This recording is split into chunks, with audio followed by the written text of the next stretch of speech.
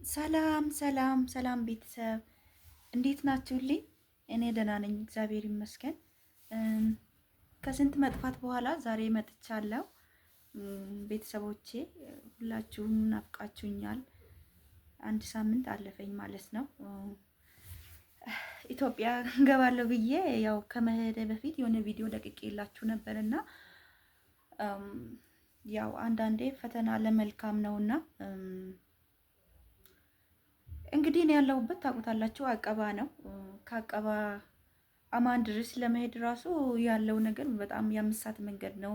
በባስ ነው፣ ሻንጣ ተይዞ ምናምን ብቻ በጣም ነው ድካሙ፣ በጣም ነው የሚያስጠላውና ማለት ያው እዛ አማን ቢሆን ኖሮ በጣም ጥሩ ነበረ። እዛ ደግሞ ሩቅ ነው፣ የአምስት መንገድ ሻንጣ ይዣለሁ። ኮተታ ኮተታ ታውቁታላችሁና ከዛ በኋላ ማታ ነበረ በረራዬ።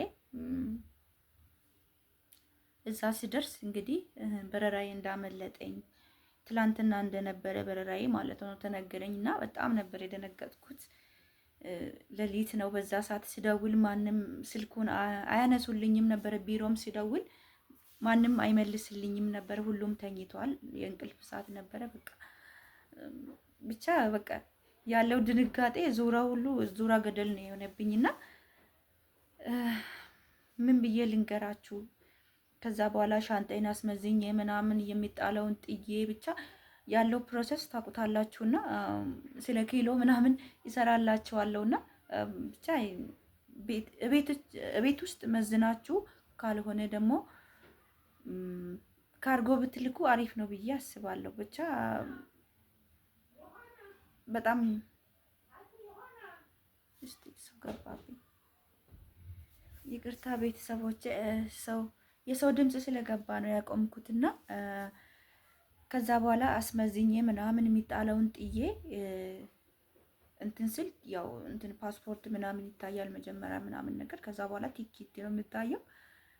በቃ ቲኬትሽ ትላንትና ነበረ በረራሽ ምናምን ስሉኝ በቃ የሆነ ድርቅ ብዬ ነው የቀረቱት እዛው ማለት ነው። የደነገጥኩት ድንጋጤ በቃ በዛ ሰዓት ለነሱም ሲደውል ማንም ስልኩን አይመልሱም። በቃ የሆነ ተነጋግሮ ሆን ብሎ እንደዚህ ያደረጉ ነው የመሰለኝና በቃ ሌሊት ላይ በቃ 100 ጊዜ ነው የደወልኩት ወደ አሰሪዎቼ።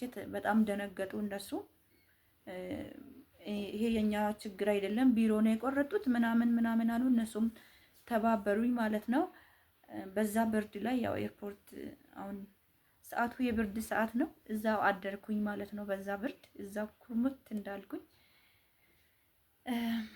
በቃ መፈተን ጥሩ ነው፣ እግዚአብሔር ይመስገን።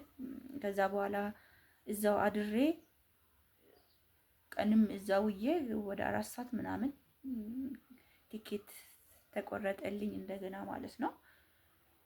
ከዛ በኋላ እግዚአብሔር ይመስገን ወደ ሀገሬ በሁለተኛ ቀኔ ገባው ማለት ነው። ቤተሰቦቼ ብቻ በጣም ነው የሚያስደነግጠው። እኔ ውስጤ በጣም ተጠራጥሮ ነበረ። በረራሽ አንዴ አርብ ነው አንዴ ሐሙስ ነው ምናምን እያሉ ሲዘባርቁ ውስጤ በጣም ማለት አጣራሁት ምናምን።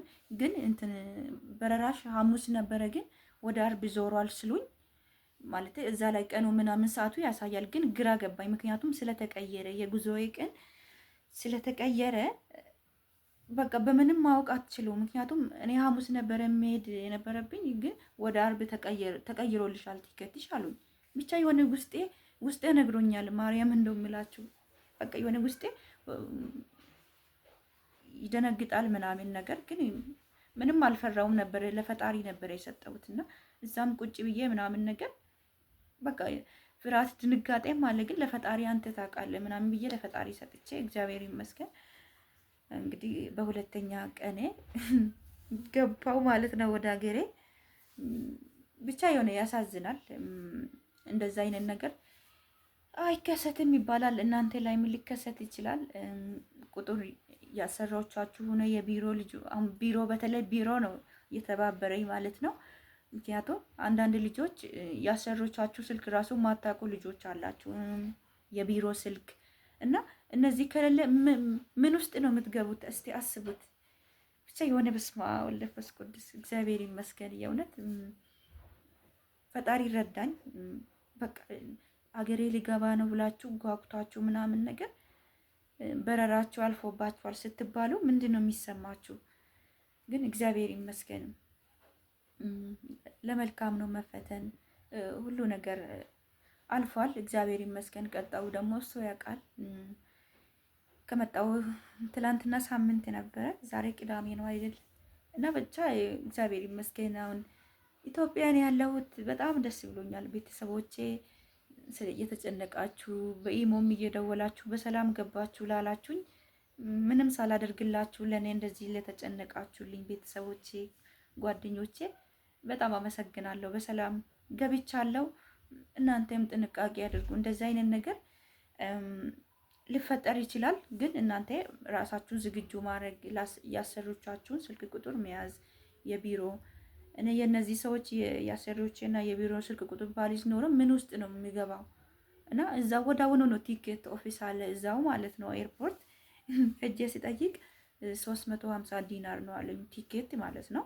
ምክንያቱም ኦንላይን ነው የሚቀንሰው፣ እዛ ደግሞ እዛው በዛ ስለሆነ በጣም ይወደዳል ቲኬቱ ማለት ነው። ብር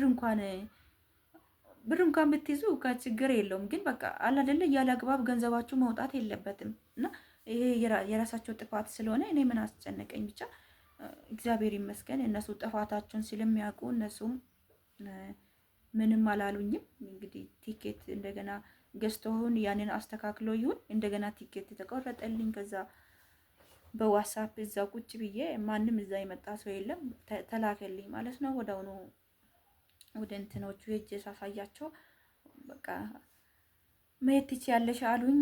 እንደገና ሻንጣዬ የተመዘነ ምናምን ነገር፣ ሌላው ሻንጣዬ ጉድ ነው የሆንኩት ማለት ነው። ብቻ እግዚአብሔር ይመስገን እንኳንም በሰላም ገባሁ። ሻንጣዬ እንዳለ ብትንትኑን ነው የወጣ። ምክንያቱም እኔ በባስ ነው የመጣሁት። ከላይ ሲወረውሩ እዛ ላይ ደግሞ ይፈተሻል። መንገድ ላይ በባስ ስትመጡ የ5 ሰዓት መንገድ ነው የመጣሁት። እንደዚህ በቹከላ እንደዚህ ሲያደርጉ እንዳለ ብትንትኑ ነው የወጣ። ሁለተኛ ደግሞ ሰውዬ እንደዚህ መሬት ላይ ይገፋል፣ ወደቀና ብትንትኑ ወጣ። ያው ልብስ ምናምን ውስጡ ታጭቆ ስለነበረ እንግዲህ እንደገና ደግሞ ቤተሰቦቼ ሻንጣውን ለማስጠቀለል ማለት ለእንትን የሚጠቀለላል በላስቲክ ነገር ማለት ነው። እዚህ ጋር እንደምታዩት ለማስጠቀለል ብቻ ወደ 10 ዲናር ነው የወሰዱት እና ብቻ ይሁን እንደዛ ማለፍ ስለማይችል ተጠቀለለ ማለት ነው በላስቲክ ነገር። ብቻ በቃ ሩቅ ቦታ መግባት ይሄ ነው ዋጋ የሚያስከፍለው። ብቻ ያስጠላል። እኔ አሁን ከሁሉም ነገር የ5 ሰዓት መንገድ ያው በቃ እግሬ እጄ ደክሞ ውጣ ውረዱ እዛ መንገድ ላይ ማስፈተሻ አለ ምናምን ነገር ብቻ ብዙ ፕሮሰስ ነበረ። ድክምክም ብሎኝ በጆርዳን ሰዓት 12 ሰዓት እዛ ደርሰን ከዛ እንደገና አስመዝኝ ምናምን የሚጣለውን ጥዬ፣ ምክንያቱም ኪሎ በጣም ያሳዘናል። ስለ ኪሎ ለምትፈልጉ ልጆች እሰራላቸዋለሁ ማለት ነው። እኔ ብርም ችግር የለውም ማሳለፍ እችላለሁ ስላቸው ማለት ነው። ኪሎ ይሄና ላይሉ እንደዚህ በግምት ማለት ነው 120 150 ዲናር ነው የሚላችሁና ምንድን ነው የምትሉት? እሺ ኪሎ እንኳን አውቃችሁ ብትከፍሉ እሺ ጥሩ። እንደዚህ በኪሎ 5 ዲናር ነበራ። ግን ይሄ አይሉም። ዝም ብሎ ብቻ በግምት ይሄናል ብር ነው የሚሉት እና ብቻ በጣም ነው የሚያስጠላው። ከቻላችሁ በመጠኑ ገንዘባችሁን፣ ምክንያቱም እያንዳንዱ ነገር ገንዘባችሁን አውጥታችሁ የምትገዙትና ብቻ በጣም ነው የሚያናድደው። ተመስገን ዋና በሰላም መግባቴ ነው። የጠፋ የሚጣለውንም ይጣል ችግር የለው። ዋና እኔ በሰላም መግባቴ ነው ቤተሰቦቼ። እና ብቻ ብዙ ነገር እዛ ውስጥ አይቻለውና ፈጣሪ ይርዳችሁ ሁላችሁ ማለት ነው። ለመግባት ያሰባችሁ ጥንቃቄ አድርጎ እንደ ድሮ ይሄ በኪሎ 5 ዲናር ምናምን አይሉም። ዝም ብሎ ብቻ በግምት ይሄን አልክፈይ ነው የምትባሉት እና ብቻ የሆነ በጣም ያናድዳል። የሆነ እኮ ኪሎ እንኳን አውቃችሁ ብትከፍሉ እሺ፣ ዝም ብሎ በግምት ይሄን አልክፈይ ምናምን እና እኔ 30 ኪሎ ሆነና ከዛ አንድ ላይ ስንት ነው ያለ 120 ምናምን አለኝ ማለት ዝም ብሎ በግምት። ኪሎ ስንት ነው ስል ኪሎ የሚባል ነገር የለም፣ ዝም ብለሽ እንደዚህ ነው የሚከፈለው፣ ካልሆነ ጣይ ወደዛ። ማንም እንደው የሚሰማችሁ የለም ማለት ነው። እንትን ኪሎ እንደዛ ስንት ነው ምናምን ስትባሉ በግምት ይሄን ያህል ብር ምናምን በቃ ምንም መልስም አይመልሱላችሁም። ሌላ ሰው ነው የሚያስተናግዱት። እናንተ በዛ ላይ በረራችሁ እንዳያመልጥ ምናምን ትቸኩላላችሁ ምናምን ነገር እና ብቻ ተመስገን በሰላም ገብቻለሁ። ቤተሰቦቼ ሁላችሁም ወዳችኋለሁ። በሰላም ደግሞ ለመምጣትም መንገድ ላይ በቅርቡ ደግሞ ወደ ሀገራችሁ ለመምጣት ያሰባችሁ ፈጣሪ በሰላም ለሀገራችሁ ያብቃችሁ። ወዳችኋለሁ። አዳዲስ የሆናችሁ ደግሞ ሳብስክራይብ፣ ላይክ፣ ሼርም አድርጉ። በየጊዜው ደግሞ በአዳዲስ ነገር እመጣለሁ። ያው ለእረፍትን የመጣሁት ፓስፖርት ምናምን ለማሳደስ ምናምን ነገር ነው። ያለውን ነገር እስከሚሄድ ድረስ አሳውቃችኋለሁ። ወዳችኋለሁ። በያላችሁበት መልካም ጊዜ፣ መልካም ቆይታ። ቻው